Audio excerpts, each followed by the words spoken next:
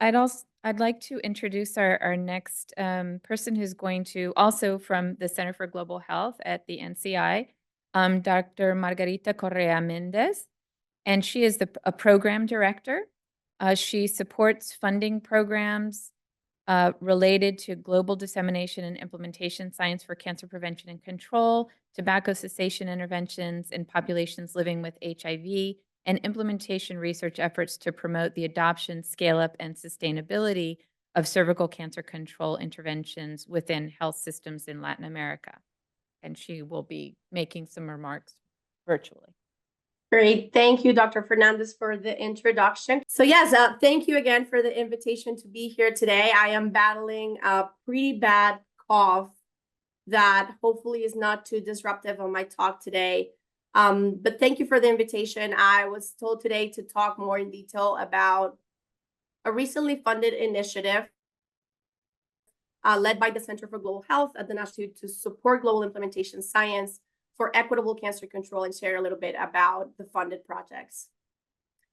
And so this is a busy slide, but I think it's pretty helpful to provide an overview of the Centers for Global Health Strategic Plan, which is available on our website listed here on the bottom, together with the center's mission and vision also listed a little bit here, that highlights that a key research theme and priority of the center is accelerating global implementation science for supporting impactful research and leveraging the scientific opportunities that are afforded by global collaboration.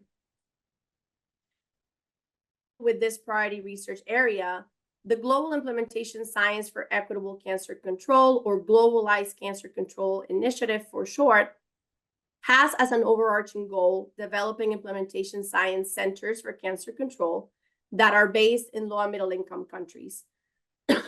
And you've seen a similar slide previously today on a talk by my colleague, Dr. Netta.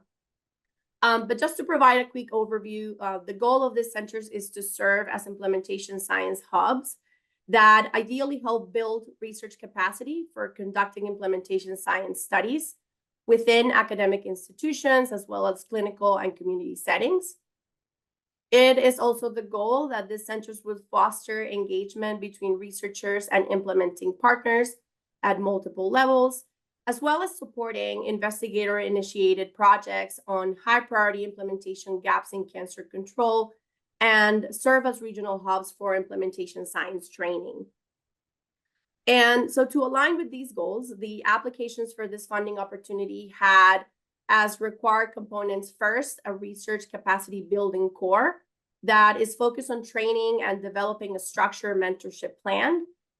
They were allowed to also propose 2 research projects and have an administrative and engagement core that has the purpose of really supporting coordination and collaboration, as well as establishing approaches for engaging a broader range of partners. And it is important to mention that as one key characteristic of this funding mechanism, the U54 to be specific, is that it enables the coordination of activities across centers, and it really seeks to engage and facilitate collaborations.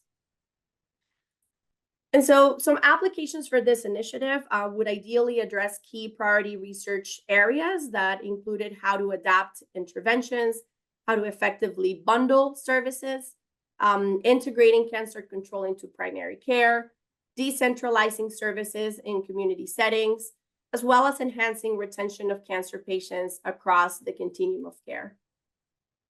And so after review, the 4 awarded centers were the Mpili Sweeney Center for Women's Health, which is based in South Africa, the Breakthrough Center in Kenya, the C3 Rise Center based in Nigeria, and the Listos for Cancer Control Center based in Mexico. And you can see here the awarded institutions and researchers, and I apologize that I'm going a little too quick over this slide, but I'm happy to provide information and just emphasize that additional information around these applications is available in the NIH Reporter website. And for the remainder of the time that I'll be here with you today, I'm going to share some broad aspects of each center course, as well as their research projects. And so first, for the Sweeney Center for Women's Health, the center proposed for the research capacity building core having an implementation science training and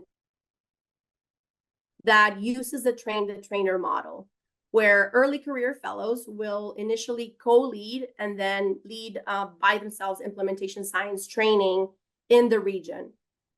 And also in alignment with the research projects that were proposed, trainees and partners are co-leading the development, application, evaluation, and refinement of implementation science frameworks, and really identify regionally informed advancements and adaptations to these frameworks that has been discussed today that reflect the local knowledge and context.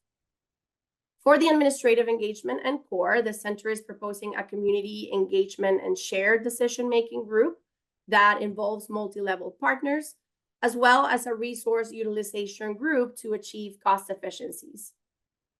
For the first research project, the center is proposing to identify determinants, co-create strategies, and evaluate the implementation of a scalable point-of-care HPV-based screen and treat bundle intervention in primary clinics. And then project 2 will leverage the platform that is created by project 1 to conduct nested microcosting studies of the intervention and explore strategies for financing.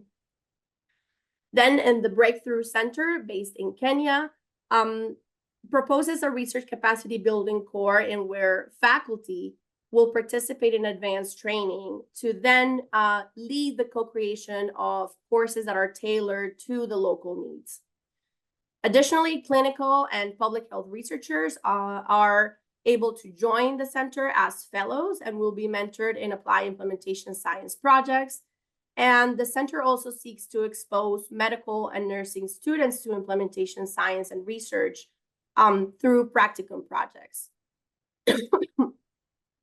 And then for the administrative and engagement core, the center proposes to convene an advisory board with patient advocates, implementers, and decision makers at multiple levels that will all together contribute to co-design and the conduct of research.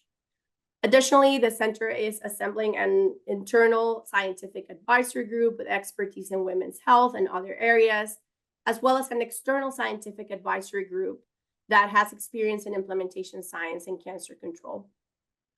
For their first project, the center seeks to accelerate the adoption of patient-centered cervical cancer screening and treatment linkage following participatory design principles of human-centered implementation research. And the second project, up in collaboration with multiple partners, a multi-level strategy for integrating information technology and mHealth into breast cancer screening and early detection. Then the C3 Rise Center in Nigeria has a research capacity building core that is proposing to train practitioner and researcher teams, a duo, in which basically do training and participatory teams and projects into in-country realities. The core also proposes to build capacity in team science, focused on implementation research, and then create a participatory learning community between researchers, practitioners, and health system leaders. The administrative and engagement core has a community engagement hub to increase the community's involvement in communicating and setting the research priorities, as well as an external advisory board that is engaged in all aspects of the center, including mentoring and career development. Finally, for the research projects, the first study seeks to use participatory implementation strategies such as crowdsourcing to increase the uptake of HPV vaccines in girls. And study 2 proposes to apply similar participatory strategies, but then focus in the uptake of hepatitis B birth dose vaccination and evaluating implementation outcomes. And then to end my talk and then pass the floor to our next speakers, the Listers for Cancer Control Center in Mexico. This is for the research capacity and building core a training and mentoring program that is targeted towards early and mid-career implementation researchers in Mexico. The center also proposes to have 3 IS capacity building units around training and resources, implementation strategies, as well as methods and measurements with important considerations, as was mentioned earlier by Dr. Fernandez, around language and translations, in this case for Spanish. And then creating an implementation and research pilot program for cancer control in Mexico and Latin America is also an important priority. The Administrative and Engagement Core will use a 3-institutional leadership and engagement strategy that will support an external advisory panel, implementation collaboratories, as well as stakeholder engagement retreats. And then finally, the centers proposes as research projects first to increase the adoption, implementation, and sustainment of colorectal cancer screening completion by adapting, delivering, and evaluating patient education, patient reminders, and patient navigation interventions. And then also develop and test implementation strategies to improve integrated care for rapid breast cancer diagnosis across health system levels. And then with that, I would like to thank you for your attention and happy to answer any questions later on. Thank you.